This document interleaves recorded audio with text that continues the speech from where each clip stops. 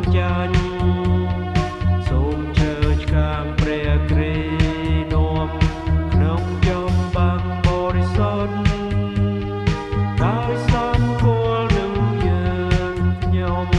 នឹងឈ្នះដោយសុចរិត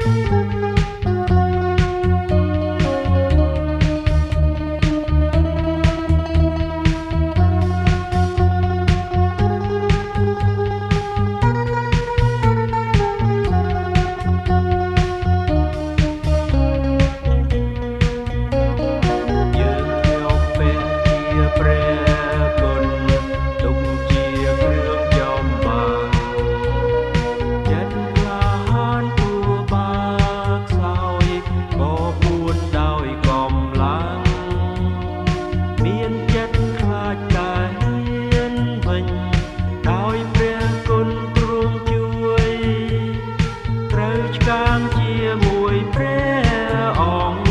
តែរស់នៅឥតព្រួយសូមជើឆ្កាងព្រះគ្រីនាំក្នុងចំបាំងបរិសុទ្ធដោយសំគួរនឹងយើងខ្ញុំនឹងឈ្នះដោយសុចរិតកំពុងតែដើរតាមបាទាព្រះអង្គម្ចាស់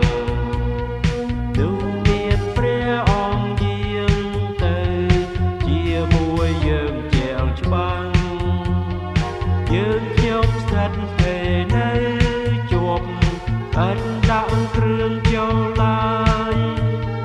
ទាល់តែឈើឆ្កាងនាំយើងទៅស្ថានសួគ៌ជាត្រើយសូមឈើឆ្កាងព្រះគ្រីនាំក្នុងចំបាំងបរិសុទ្ធ